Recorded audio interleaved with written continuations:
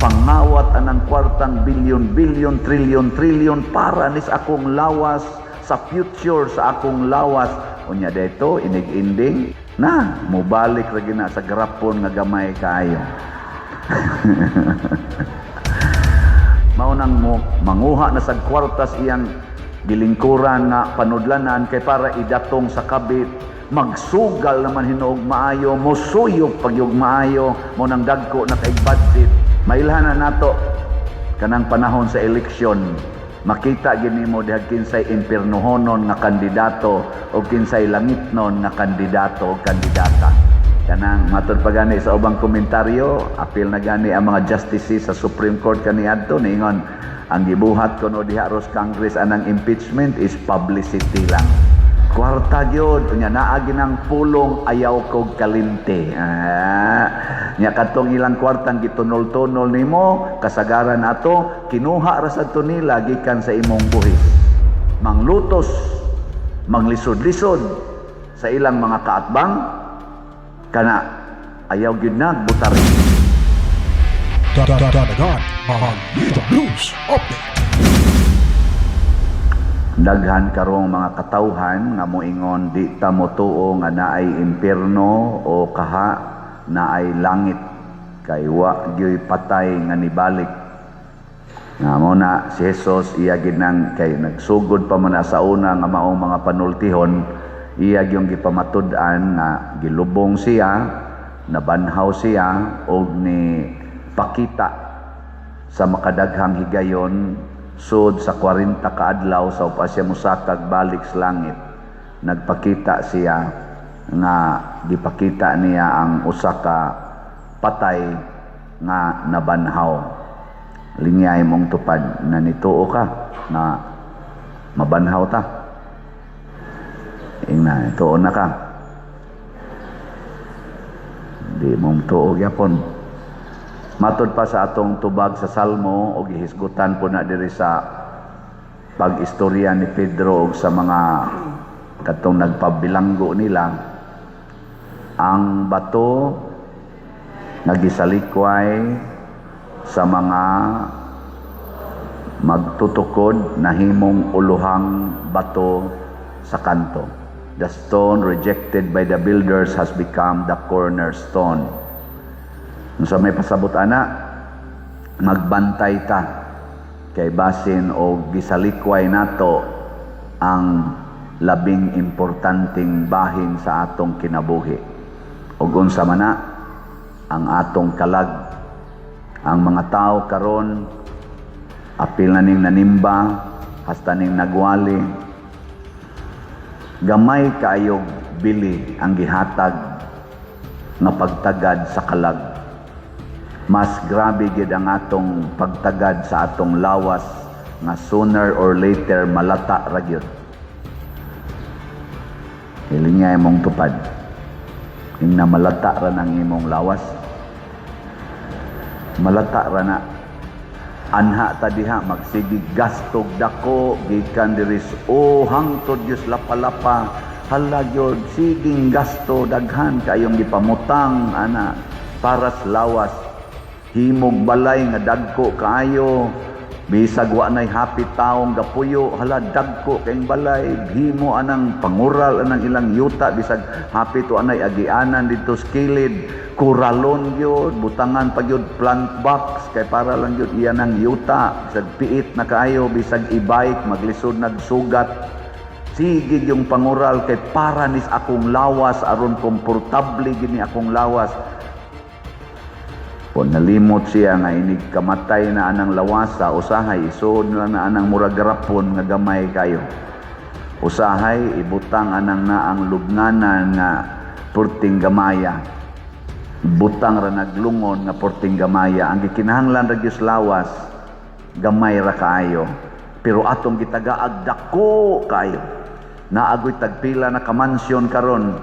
Pangawat anang kwartang bilyon, trilyon para nis akong lawas sa future sa akong lawas. Unya dito inig-inding mga daot na rabakay na sila rog lawas. Wa na gani mo pakita ang uban. Bisigi nagpangitag asa na. Na, mubalik lagi na sa grapon nga gamay kayo. Kini bang atong gitagaag dako kayong pagtagad, usahay, wa day kapuslanan. Nya kining atong gamay kayo, paggitagad atong gamay kayo, nga mao nga atong kalag, ang atong espiritu, nalimot na tag-unsay iyang gikinahanglan. Unsa may gikinahanglan sa atong kalag? Una, kinahanglan, wa gyud untay sala nga motapot diha kaniya. Nilingay mong tupad. Wa kaysa. Wa kaysa. Oh, ana. Ang sakto unta to, gastuho nato tanan nga atong bahandi, gamito nato tanan natong katakos ug tanan natong mga talents para pagwagtang sa sala. Kana untay sakto.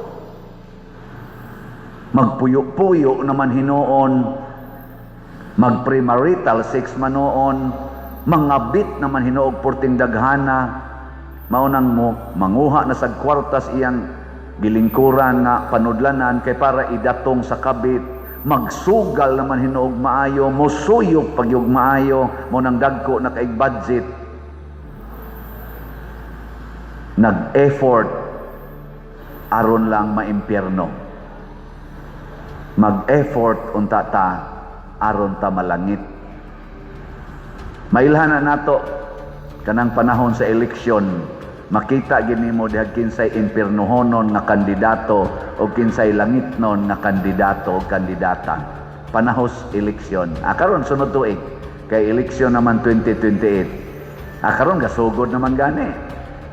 Mailhana ninyo ang mga yawanon og langitnon. Gusto mong ako mong tudluan? Ha?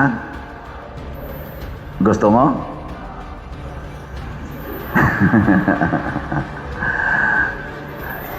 Panahon magkaduol ng eleksyon sama karong tuiga, dol-duol naman ron. Kuha naman, murabag kung sa kuan pa, kung sa kabuntagon pa, ni bidlisyo na ba? Ni banag-banag na ang eleksyon. Pero mukuha na gini, musidlak na gini, 2027, next year. Karon ni bidlisyo na, tanawa. Unsay mga batasan nila? Una gyud, magsige na sila og gitawag na nato og kana ganing publicity. Magpa-publicize na sila bisag unsang paagiha basta ma-publicize lang. Mao na karon kanang matud pa gani sa ubang komentaryo, apil na gani ang mga justices sa Supreme Court kaniadto ningon ang gibuhat kuno diha ros Congress anang impeachment is publicity lang. Gusto lang gid sila ba nga ma-publicize bahalag unsang paagiha. Ana nya mamutang na sila sa ilang mga naong dihaan ng mga kanang mga daghan kanilang mga tarpaulins unya pangangkon ana mga proyekto, hala pangangkon magsige na sila bandilyo sa ila kunuhang mga accomplishments. Ana mao na sila publicity. Mo nay una. Kaduha, kusog na kay na silang manghatag og kwarta. Kwarta gyud unya naa ginang pulong ayaw kog kalimte. Nya kadtong ilang kwartang gitunol-tunol nimo, kasagaran ato kinuha ra sadto nila gikan sa imong buhis. Ang imong buhis nga sige nimong hatag nga gipursa jud kag hatag kay gididaka na kadaan wa pa ganay ka kapalit, gididaka na ka o pa kakadawat sa produktong imong gipalit, gididaka na kas buhis. Mo to iyang gikawat nya iya sa kang hatag-hatagan inig panahon nas eleksyon. Manghatag gina sila. Unya ikatulo, kusog kay na silang manaot sa ilang kaatbang. Mangita gina silang paagi nga mabati ang ilang kaatbang. Di sila ka-appreciate nga sila dunay gitawag og gift of the love to serve. Dili sila ka-appreciate ba nga mualagad sa dining akong kontrapartido. Dauton gina nila, dauton to the max. So kita gani mog taong kusog kaayong magpa-publicize sa iyang kaugalingon, nya manghatag dayog mga pabor-pabor, mga kwarta, ambot apil ba ng mga ayuda, o niya mang manaot manaot, manglutos, manglisod-lisod sa ilang mga kaatbang, kana ayaw gyud nagbutari. No? Ayaw gyud nagbutari. Ngano man maunay pinakayawa nga molingkod sa atong gobyerno. Lagi. Tanawag unsay gibuhat ni Kristo, unsay gibuhat sa mga apostoles. Unsa may ila? Dili publicity, silent service nga matod pagani ni Kristo, ug unsay gibuhat nga maayo sa imong tuong kamot, ayaw ipahibaw sa imong wang kamot. Ayaw pag sangyaw nga nabuhat na nimo. Muna sagad gyud aning nagbuhat sa Dios nung buhat, masalikway gyud kay ngano man di man mailhan. Sa sinugdanan ba dili mailhan. Pero inigawas nas kamatuoran. Mura bag liso ba? Liso nga imong itanom sa yuta, hilom ra na siya. Usahay imo ra nang mayatakan ang iyang kanang gitamna niya. Pero hilom ra na nga mo trabaho hangtod nga inigsunod nimong balik mga pila ka tuig. Hala ni lagi ni kahoy. Wa lagi ko kita anis una. Nanalagi ni mangga. Oh, dito ra to yuta hilom ra pero magsigi ginaglambo. Kadto bitang dato nga ningon, uy kadako na ning akong umaabot nga ani. Padak-an ko ni akong budiga, unyab akong tigumon ang tanan, unyag matigom na ang tanan, maglingkod-lingkod ay kung ingon ko undo, pagkahayahay nimo, naa na nimo halos tanan. Paglipay, inom, kaon, chicks, cats, lipay-lipay. Yan, ingon da yung Ginoo, hoy, buang, karong gabi mamatay na ka. Gatampuog ang imong gitigom pero ikaw na naanalas garapon gamay kayo. Ayaw isalikway ang kalag. Muna si San Pedro diris unang pagbasa maisugon nga niingon, ang inyong gisalikway, ang inyong gilansang sa krus mo'y hinungdan nga nabuhat namo kining tanan nga mga katingalahan. Muna hinumdumi ninyo, ayaw yung isalikway. Tanawa unsay gibuhat sa mga apostoles nga wa sila mo salikway sa pulong ni Hesus. Wa sila nakuha tibok gabi. Pag ingon gyud ni Hesus, itaktak, wa pa sila kailaha.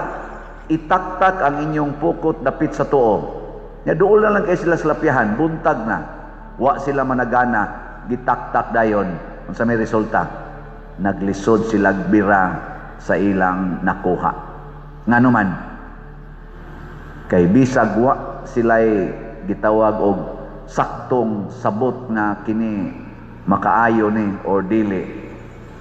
Pero kay nisunod man sila sa pulong sa Ginoo, mahimo gyud nang mapuslanon. So ang ikaduha natong hinumduman, ayaw gyud isalikway ang pulong sa Ginoo. Bahala na ning pulong ni Father Siano, isalikway ni.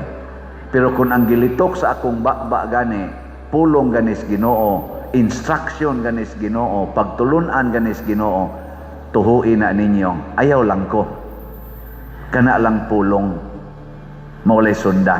Kay ang pulong sa Ginoo, espiritu o kinabuhi. Last na lang lingi sa imong tupad. Ang di mo lingi, mo'y unang mga matay. Lingya. Ingna manglimpyo na ta sa atong kalag. Ingna manglimpyo ta. Musunod na tas pulong sa Ginoo. Ayaw ng pulong sa tao. Gugma, pasaylo, kaluoy, pagkamanggihatagon, pagkamainantuson, ug ang pagpakamatay para sa imong isigkatao. Maunay mga pulong sa Ginoo nga kundi lang gina nato isalikway, masulbad ning tanang kabuang, tanang krisis ug tanang problema sa kalibutan karon.